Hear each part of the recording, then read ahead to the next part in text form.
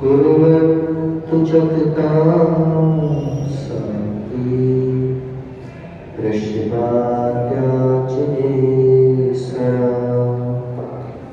शक्तेषु मैत्रे गुणिसाप्रवका कृष्णे सुजीवेषु कृपा परता भक्तस्ते भगवन् विपरीत वृत्तो सदा महात्मा विदिधातु देवाय नमो हरिहत्ताय नमो सिद्धाय नमो हरियाय नमो गच्छाय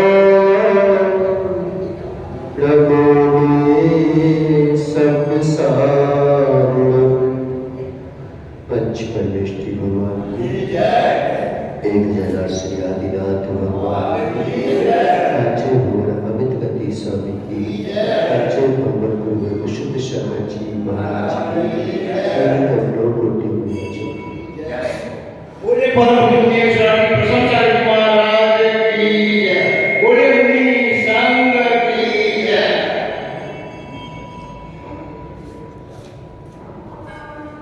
मनुष्य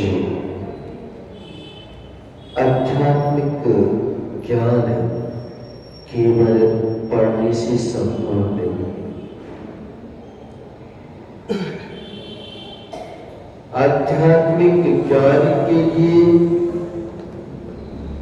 शास्त्र मात्र जो है कार्यकारी नहीं है। उसके लिए वास्तविक सच्चा गुरु भी चाहिए। आप पढ़ाई कर लो, डॉक्टर वकीलों की भी पढ़ाई कर ली, लेकिन पढ़ाई करने के बावजूद भी जो है डॉक्टर के पास बैठना पड़ता है, नहीं बैठना पड़ता, बैठना पड़ता है, नहीं बैठना पड़ता, बैठना पड़ता है। वकालत करने के बावजूद भी वकील के पास बैठना पड़ता है। अगर हम बाजार से भी दवाई लेना पसंद कर ले तो क्या होगा? इतना डॉक्टर को जितना बच्चे की दवाई का खर्चा नहीं उतना डॉक्टर का खर्चा। उस फिर डॉक्टर के पास क्यों जाते हो? दवाई तुम्हें मेडिकल से नहीं जाए, उठा के खा लिया था, तू तो वैसे मेडिकल में बैठा रहता है। लेकिन डॉक्टर के बिना दवाई का असर कैसा पड़ेगा?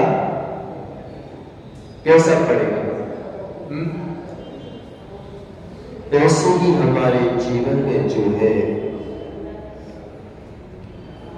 कल्याण हमारा स्वयं होता है, स्वस्थ हम अपने आप में होते हैं। स्वस्थता अपने आप में अनुभव में आती है, लेकिन उस स्वस्थता के पीछे जो है गुरु का सहारा लेता है, प्रभु की भक्ति होती है, उनकी आराधना होती है, उनके प्रति बलिदान होता है। जब उनके प्रति बलिदान हमारे अंतर में होता है तो फिर जो है आपका अपना कर्म भी जो है परास्त होने लगता है। इसे तीनों बोले हैं, सम्यक दर्शन, सम्यक ज्ञान, सम्यक चारित्र। और सम्यक दर्शन, सम्यक ज्ञान, सम्यक चारित्र भी डिपेंड है तो किसके ऊपर है? देव शास्त्र गुरु। देव शास्त्र गुरु के बिना सम्यक दर्शन, ज्ञान, चारित्र प्रकट हो नहीं सकता। और संरत्नत्रय के बिना मोक्ष मार्ग प्रशस्त हो नहीं सकता, और मोक्ष मार्ग के बिना तुम्हारा जीवन हो नहीं सकता। हमें लगता है कि कोई आवश्यकता नहीं, हमें तो नहीं मिले, हमें मोक्ष जानी नहीं है, बहाने बना ले कि नहीं जाना, तो भी जाना ही है मोक्ष। कुछ जबरदस्ती है क्या? हाँ, जबरदस्ती है, जबरदस्ती है, लादा हुआ है। तुम बहाने बना सकते हो कि मुझे नहीं जाना। नहीं महाराज, मैं बहाने नहीं बना रहा हूं, बहाने नहीं बना रहा हूं, ये बहाना ही है कि तुम नहीं चाहते। जब देश आजाद में गुलाम हुआ था तो तुम्हें क्या प्रॉब्लम थी? बने रहते, वो भी चीज थे, वे भी चीज थे। बल्कि आज देखा जाए तो पहले ज्यादा गुलाम नहीं था, ज्यादा गुलाम हो गया। आज हम वस्तुओं के गुलाम हुए, पहले व्यक्तियों के गुलाम थे। लेकिन व्यक्तियों की गुलामियत समझ में आ रही है, लेकिन वस्तुओं की गुलामियत हमें समझ में नहीं आ रही है। बड़ा अजब सा लगता है कि हम अपनी ही वस्तुओं को चाहने से वंचित हो रहे हैं। बड़ा अजब लगता है कि हम अपनी वस्तुओं के प्रति ही अनजान बने हुए हैं। परमात्मा सुख की अनुभूति है तो संसार दुख का फैलाव है। जितना जितना संसार दुख का फैलता जाता है, परमात्मा की अनुभूति से हम वंचित होते चले जाते हैं।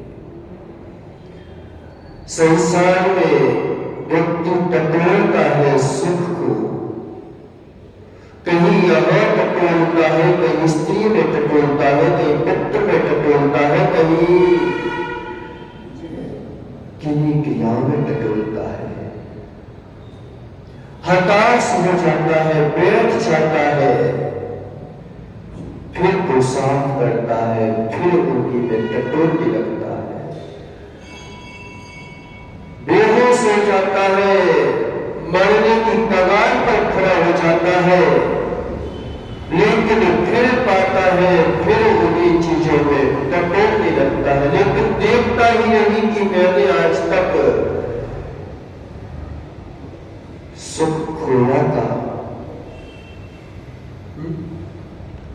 अरे भाई, हजारों लाखों बार टटोलने की अपेक्षा अगर सुख होता तो एक ही बार में मिल जाता। मिला क्या किसी को? क्यों मिला किसी को?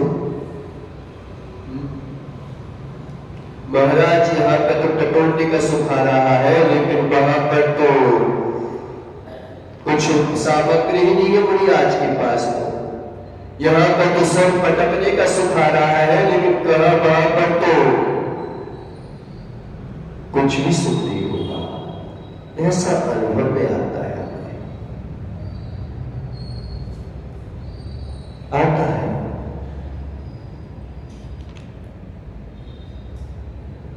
लेकिन कष्ट होता है तो चीखते क्यों हो? तुम पीड़ा होती है तुम्हारे उसमें तो कुछ चीखना क्यों निकल पड़ती है? जब बीमार होते हो, रोगी हो जाते हो, फिर क्यों चीखते हो कि मैंने जो है अब मेरी रक्षा करो? अब तो रक्षा की बात कर रहे हो।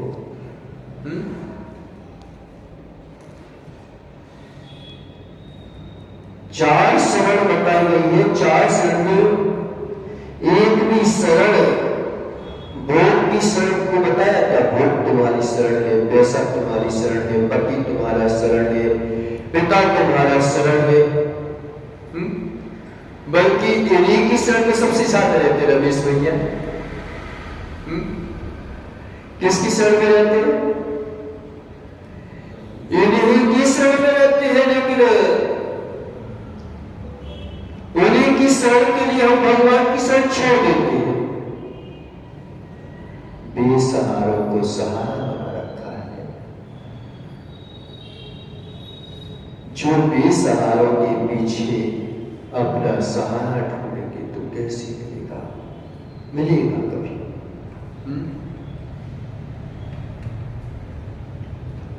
मिलेगा कभी? कभी नहीं मिलेगा।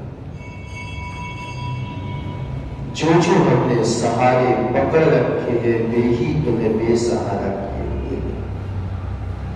जो जो हमने सहारे पकड़ रखे हैं वे ही हमें बेसहारा किए हुए हैं। दूसरा हमें बेसहारा करने वाला कोई है ही नहीं।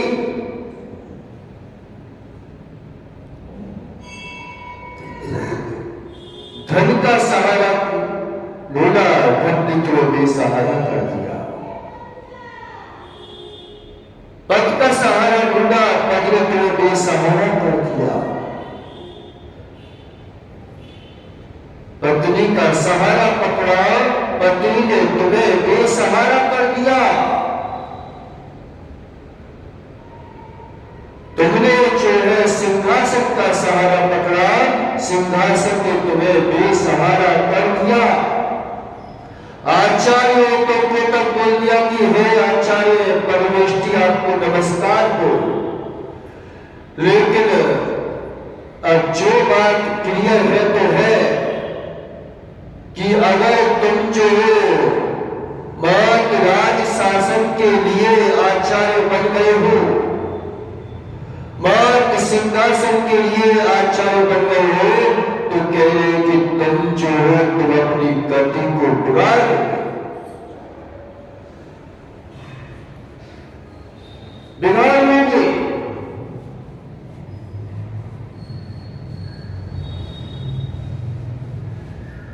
ये बात तुम्हारे सहारा कि पंचाचार का स्वयं पालन करो, तब पंचाचार का पालन करो। पहले ही कंडीशन रखी कि आचार्य अगर होने का शौक है, आचार्य का निर्वाह करने का शौक है, तो फिर पहले स्वयं पंचाचार का पालन करते हो कि नहीं करते? अगर पंचाचार का पालन नहीं हो पा रहा है तो अच्छा है कि आप आचार्य का निर्वाह मत करो, विनयी बन के अपनी समाधि कर लो, लेकिन आचार्य का निर्वाह मत करो। रमेश भैया स्पष्ट लिख दिया। एक कोने में बैठे रहोगे कल्याण हो जाएगा,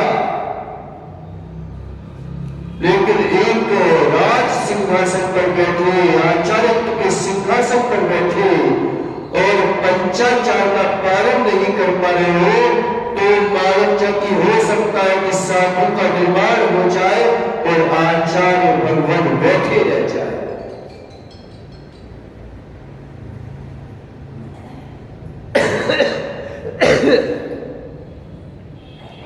कंडीशन लगती, हर जगह कंडीशन लगती।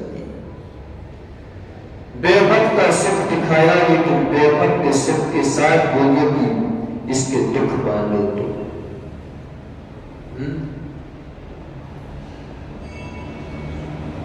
खुशियों में जो भूल जाते हैं उन्हें कष्ट में घूरना पड़ता है। निश्चित मानो, अब चाहे बुरा लगे चाहे अच्छा लगे, लेकिन जो है सो है। अगर तुम जो हो खुशियों में भूलते हो तो कष्टों में घूरना पड़ेगा। संयोग में अगर तुम जो हो अच्छा मानते हो तो वियोग में तड़पना पड़ेगा। और निश्चित है कि जो संयोग हुआ है दूसरा अगर पहुंच उसका पहलू है तो वियोग ही है कि नहीं है? दूसरा पक्ष वियोग ही है। एक तरफ चक्रवर्ती पद है तो कह रहे हो कि छोड़ दो, नहीं तो नरक निगोद। नरक तुम्हें इंतजार कर रहा है, चक्रवर्ती इंतजार कर रहा है, तो विकल्प मत कर। अगर धोखे से भी तूने पकड़ ली इस व्यक्ति को तो कह रहे हैं कि तो जो है नीचे चला जाएगा। जिन जिन चक्रवर्तियों ने वैभव को पकड़ ले गए वो देख लो, सुबह चक्रवर्ती हो चाहे कोई।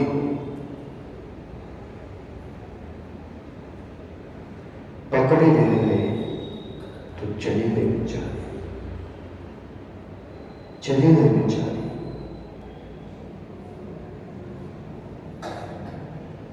नहीं है तो ज्यादा अच्छा है तो ज्यादा लक्ष्मण चाहते हैं। पहले नहीं मिलता तो भगवान से याद भी कर लेते थे, आ भी जाते थे भगवान के पास। समय भी मिल जाता था हमको भगवान के लिए, पूजा के लिए, आराधना के लिए।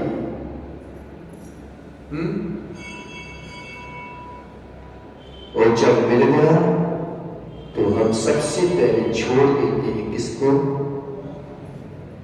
अभिषेक को, पूजा को, आराधना को सबसे पहले छोड़ देते हैं। यहां पर आचार्य भगवान जो है क्या बोल रहे हैं कि ध्यान तो दो कि न स्पष्ट कर्म कलंक न सही, स्पर्श करते ही नहीं कर्म कलंक दोष मुझको। लेकिन बाद में अगर कंडीशन लगती कि स्पर्श नहीं करते तुम स्वतंत्र हो, लेकिन भूल मत जाना वो भगवान भी आखिरी में बोल देते हैं तब देव मां तब शरणम पते। जब कर्म कलंक हमें स्पर्श नहीं करते तो फिर देव की शरण क्यों जाना? इसीलिए का जाना है कि तुम्हें जो है कर्म कलंक जो है स्पर्श नहीं करते, तुम ही जानबूझ के उनको छेड़खानी करते हो। तुमने जानबूझ के उन भावों को जो है उखाड़ा है, कोई और नहीं उखाड़ रहा, कोई और उसके लिए प्रेरित नहीं कर रहा, तुम खुद उखाड़ना चाहते हो।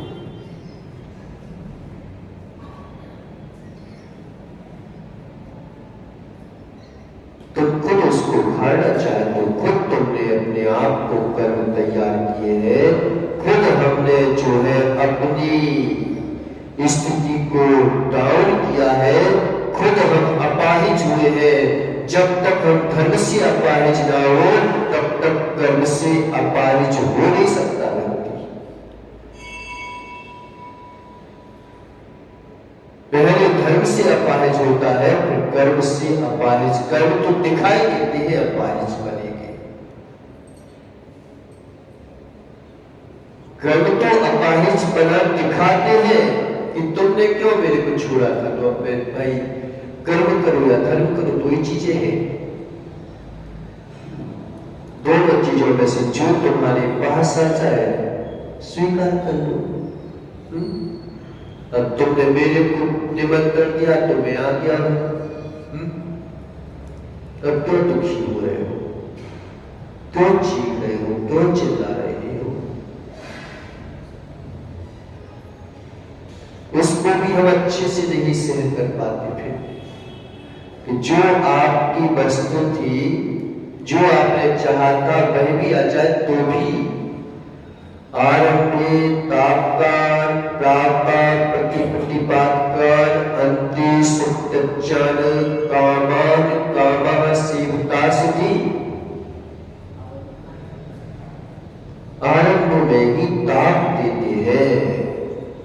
ये भोग जो है नहीं है तो काट देते हैं।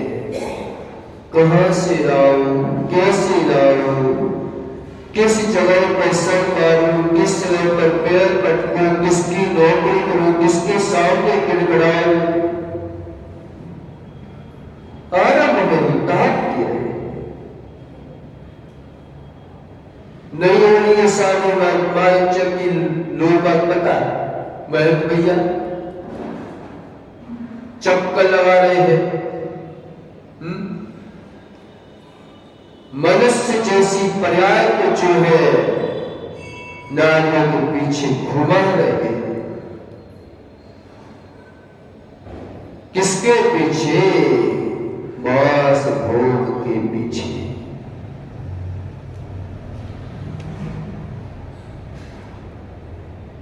नहीं हो रही है तो टेंशन, नहीं है पैसा तो टेंशन कि कहां से लाऊं, कैसे करूं, किस प्रकार से करूं।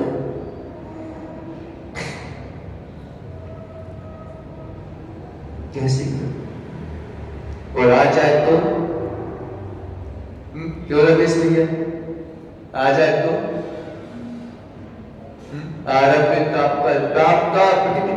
आने के बाद जो भी तुम्हें मैं समझने लगी इसे, अब वो संतुष्ट हो गया। अब उसे रक्षा करने की पड़ती है। कोई उसका शत्रु न बन जाए। कहीं निकलूं तो मालूम चला सबसे ज्यादा अगर डरपोक इंसान था तो सिकंदर था। उसकी अगर धोखे से भी थोड़ी सी क्या बोलते हो कुंडी खटक जाती थी तो उसे घबराहट हो जाती थी। क्या पता कौन आ गया, क्या पता कौन आ गया।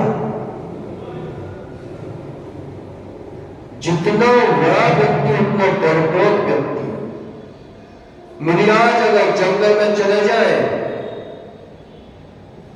तो कोई टेंशन ही नहीं है, आराम से चैन की नींद सो जाते हैं।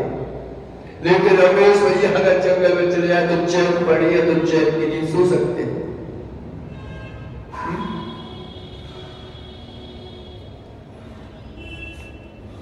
एक बार आज जैसे पता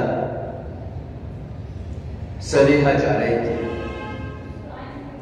तो रास्ते में रात हो गई तो आज जैसे ही जंगल में क्या बोलते शमशान घाट पे रुक गए। पता नहीं था कि ये शमशान है ऐसा। तो जितने बड़े बड़े सेठ थे जो सबसे आगे आगे चल रहे थे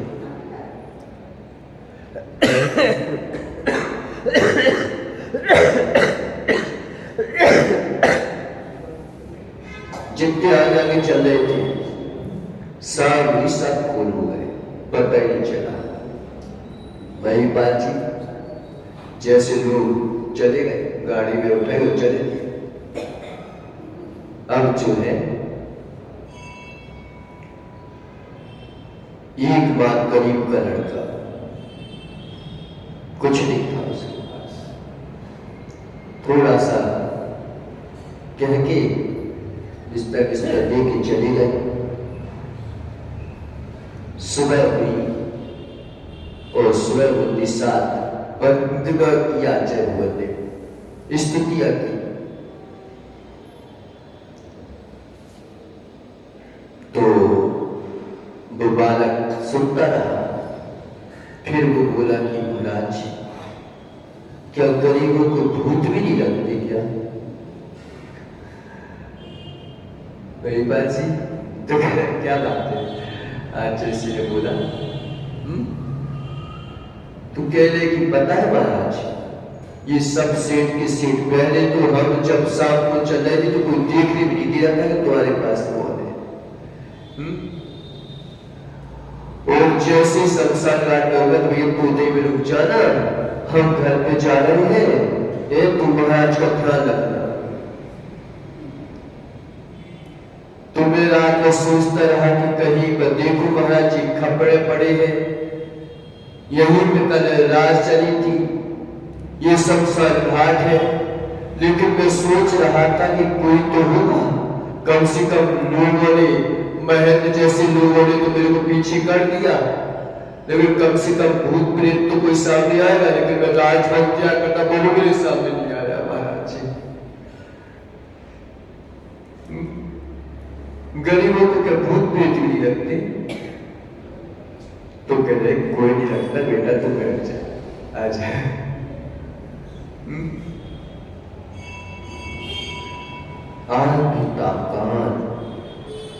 आरंभ में ही दांत देते हैं, जितना प्रसाद हमने जो है जहर को इकट्ठा करने में कर लिया, इतना प्रसाद अगर जीवन में इसको पाने के लिए कर लेते तो अमर हो जाते। जितना प्रसाद हमने जो है धर्मशालाओं को खड़ा करने में कर लिया, इतना प्रसाद अगर व्यक्ति जो है मंदिर बनाने में कर लेता तो मानव जाति भगवान बन जाता। जितना प्रसाद हमने व्यर्थ के लिए किया है, इतना प्रसाद अगर अपने आप को जानने में लगा देता तो सार्थक हो जाता। सार्थक हो जाता, तेरा जीवन सार्थकता बन जाता। न स्पष्टे कर्म कलंक दोषी, स्पर्श नहीं होता कर्म कलंक दोषों का, नहीं होता। करते हैं लेकिन आज तक स्पर्श नहीं हुआ उनका। अगर पुष्प जो है, कमल का फूल जो है कीचड़ में ही रह जाए, फिर क्या होगा? क्या होगा? सड़ जाएगा, गल जाएगा। कोई देखना भी पसंद नहीं करेगा उसको। जो कीचड़ से बाहर निकल जाते हैं उन्हें लोग बाग चाहने लगते हैं, उन्हें लोगों का आकर्षण दिखने लगता है।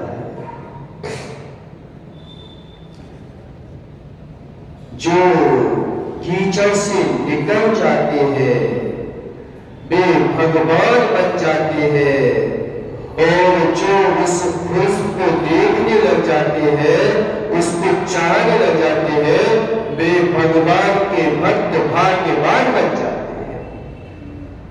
वे ही भाग्यवान है जो उस फूल को कम से कम चाहा तो सही, उस फूल की ओर ध्यान गया तो सही, नहीं तो बिलबिलाते हुए मर जाते हैं। उसी में जन्म लिया, उसी में मर गए, पता ही नहीं चलता कि कितने कीड़े इस कीचड़ में पैदा हो गए, कितने कीचड़ में मर चुके हैं।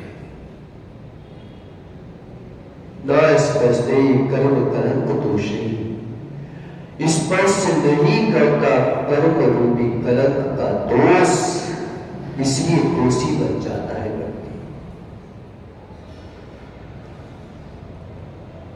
इसीलिए दोषी बन जाता है कि कलंक रूप होता नहीं वो, लेकिन उसके प्रति चाह बनी रहती है, उसके प्रति आकर्षण बना रहता है, उसके प्रति ही उसकी जो है इच्छाएं बनी रहती है, तो वो तड़पाती रहती है, तड़पाते रहते हैं, मारते रहते हैं इस जीव को।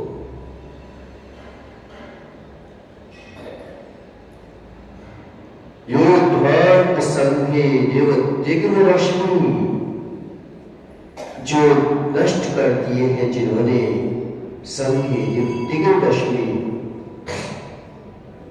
यानी सूर्य अंधकार को जिन्होंने नष्ट कर दिया, क्या सूर्य रहेगा या अंधकार रहेगा।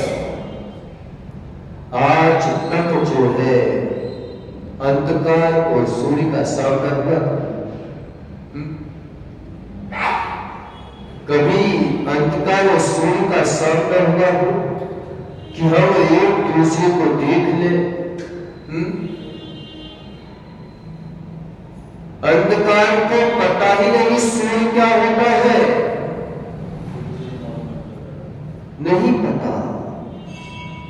ऐसे ही जब ज्ञान हो जाता है तो कर्मों को पता ही नहीं रह जाता कि ये आत्मा कहां से कार्यभूत हो गई। जब तक आदमी को कर्म करने की पड़ती है, आत्मज्ञान की ओर दृष्टि ही नहीं जाती। आचार्य भगवान समय सामने प्रश्न उठाया, पता क्या होता है कि ज्ञान तो मेरा गुण है, वह तो आत्मा में तादात्म्य संबंध से रहता है। तादात्म्य समझते ना, आत्मभूत संबंध से उसी में रहता है। तादात्म्य संबंध से ही ज्ञान दर्शन गुण है।